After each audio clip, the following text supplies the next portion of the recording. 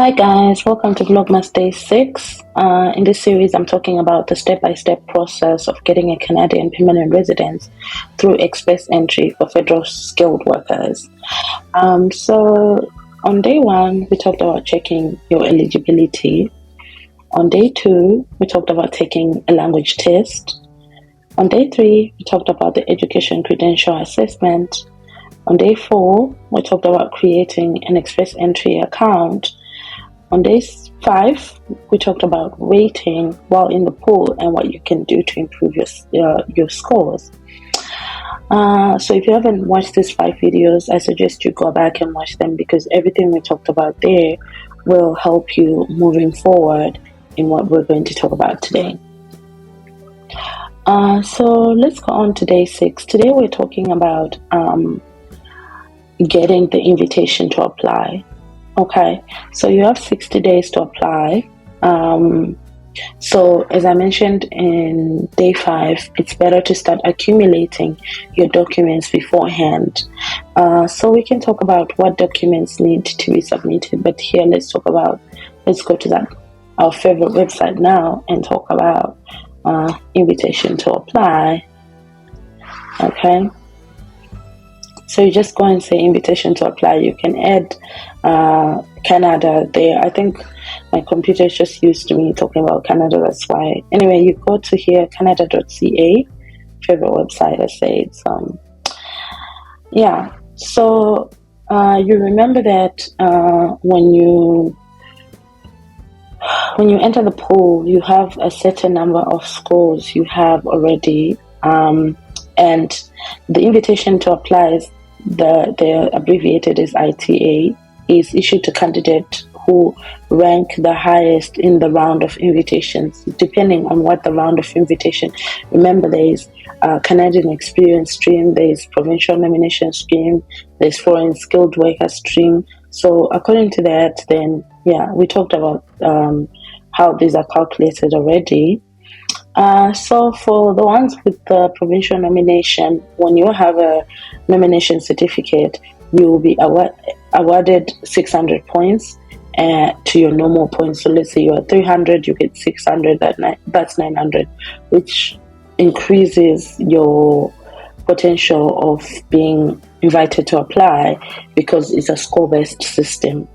Likewise, even if it's just like a draw that is not specified, no specified draw, there are also ways that. So according to the stream that you're applying for, you'll be invited if your score is competitive. So yeah, these are the criteria. We've already talked about it: your age, your level of education, your proficiency in a language. This could be English. If you have an additional language like French, this is also very well. Canadian experience, your level of education, your proficiency, the proficiency of your spouse, the work experience of your spouse, your education levels, your foreign work experience, and such and such and such. So all these points, they lead up to you being invited. So as I mentioned before, you have 60 calendar days. I want to tell you guys, this moves so fast. The time that I applied, the calendar days were 90, and I still felt like they were moving too fast.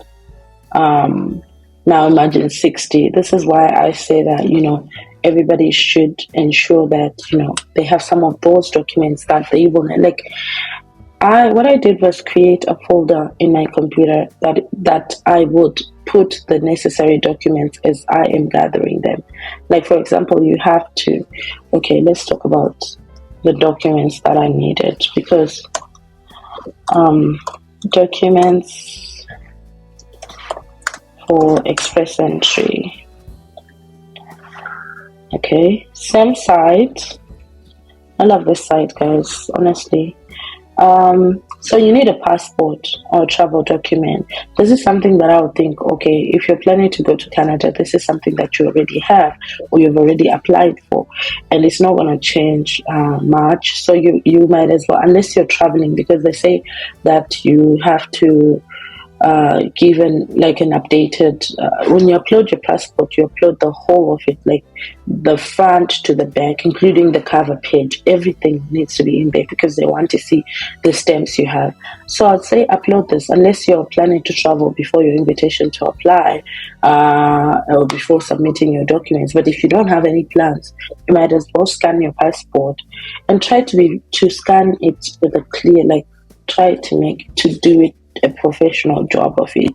Like I know now we have scanners in our phones, but if you I'd say let's not do a half-assed job. Like try to make it look professional. Yeah, you can do it from your phone, but I would suggest to go do it like in a professional print shop, so that it's clear and everything, that no like funny lines are showing in the edges.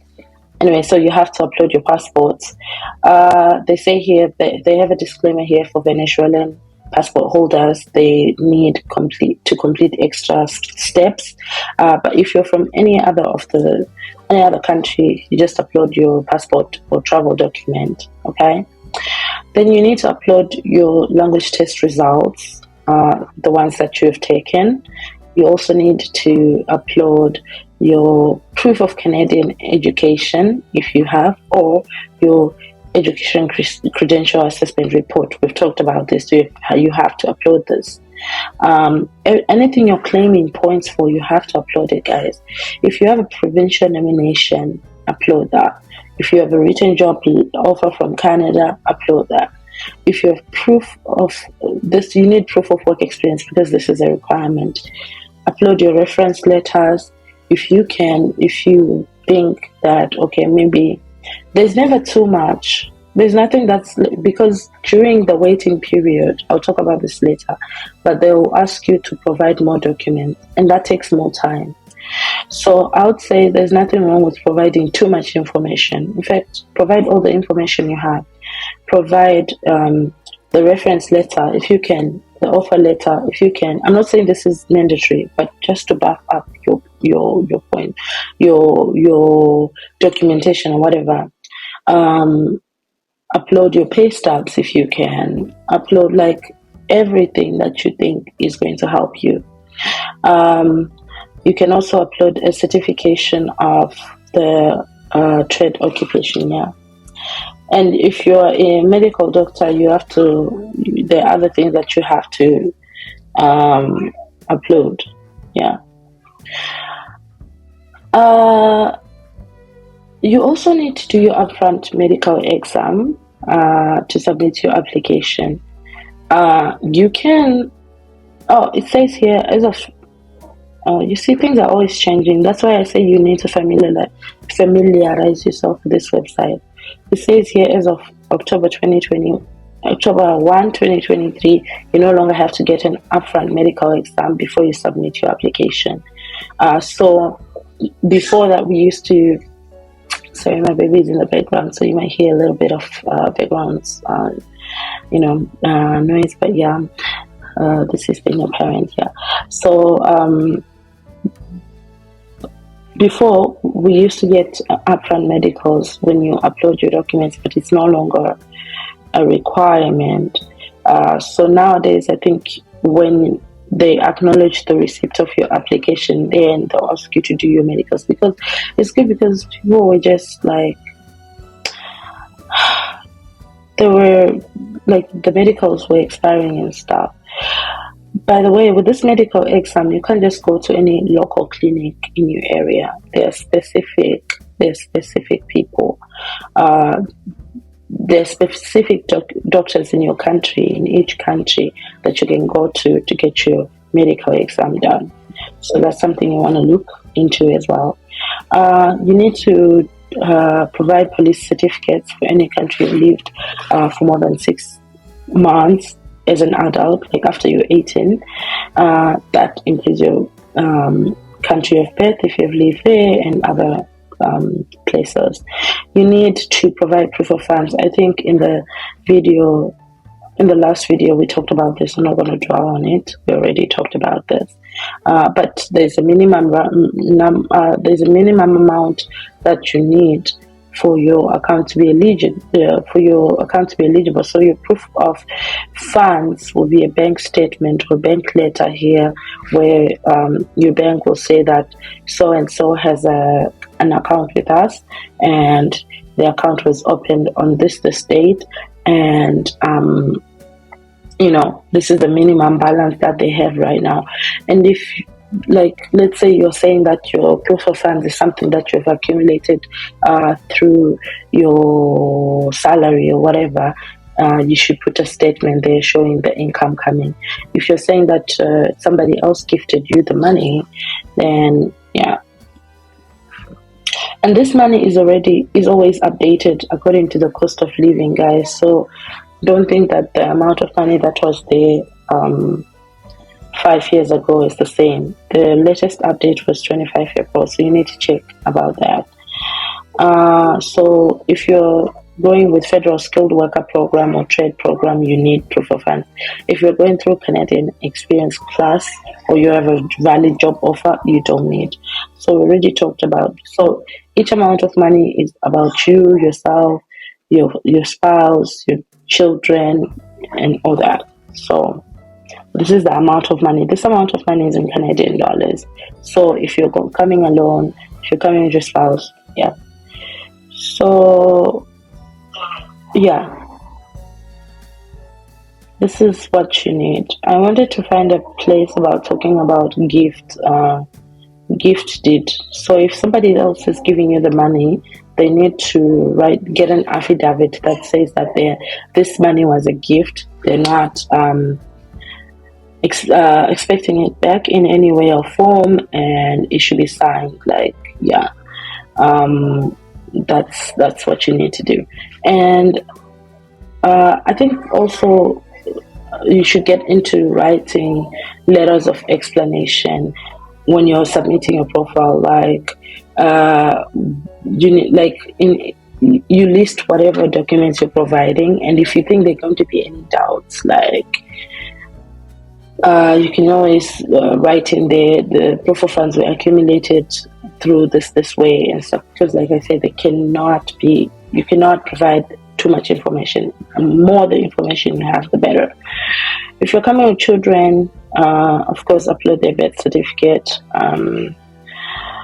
and if you have hired a representative like an agent, though unless you have a complicated case, I don't actually recommend this, because they'll actually do the same thing that I'm talking about now. Like, this information that I'm giving you right now is basically what they will do. I did my own application. Everybody I know who has come here, like my friends and stuff, they've done their own applications and stuff. So if you have a common law partner, like somebody you have stayed with for more than 12 months, and you want to bring them here, you can bring them under the common law union. So you can upload the common law union form. If you have a marriage certificate, if you have declared yourself as married, you need a marriage certificate, so you're going to upload that. If you're a divorcee, you need to upload that, like your certificates. If you are widowed, you need to upload the death certificate of your partner. If you have adopted, likewise, all that. If you have claimed that you have a relationship with somebody who is in Canada, you need to upload the proof of your relationship. Like, for example, if it's a sibling, you can upload the birth certificate with your parents' names indicated there and stuff. Then you have to upload digital photos. These digital photos have specifications that you have to follow, so you need to take that into consideration. If you have used other names and changed your name, you need to show proof of that.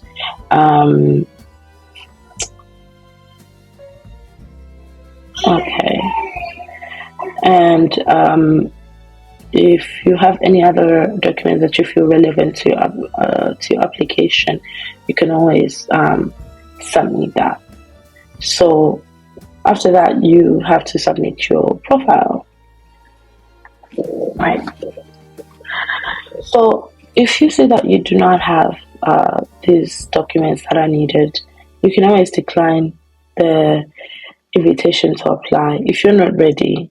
But this is why I say that once you enter the pool, you have to ensure you have your things ready, because you're declining that, you're taking the chance from somebody else who has their ducks in a row, and you're not helping. But anyway, you can decline. It doesn't affect you. You can always, if you're eligible for the next round, you can always get that and stuff. After 60 calendar days, the invitation to apply will expire and you will no longer be in the pool. Yeah. So I think. Yeah. So after that, you pay the required fees and submit. Let me see here.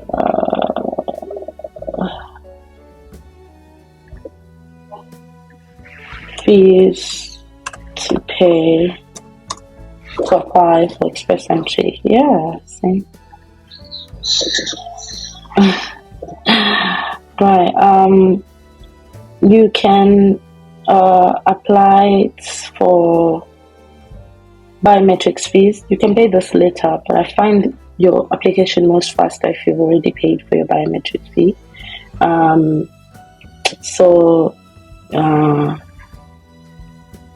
If you applied after June 14, 2023, you need your biometrics. Before, they'll consider all biometrics that you have, but now you need, for anyone who is between 14 and 79 years old, they need to provide this. So you need also to pay for processing fee, right of permanent resident fee, and then the biometrics fee. Let's go down here and hopefully they've told us how much. Check the fee list. Okay. So your application fee is $850 Canadian dollars, and your right of permanent residence is $515. So this is $1,365. If you pay without the right of permanent residence fee, you can only pay $850. If you think that, okay, I want to see if they will approve me first, then I'll pay. You can also do that. If you're including a spouse or partner, you can expect to pay the same for them. This is for one person. If you're including a dependent child, it is $230 per person. So according to your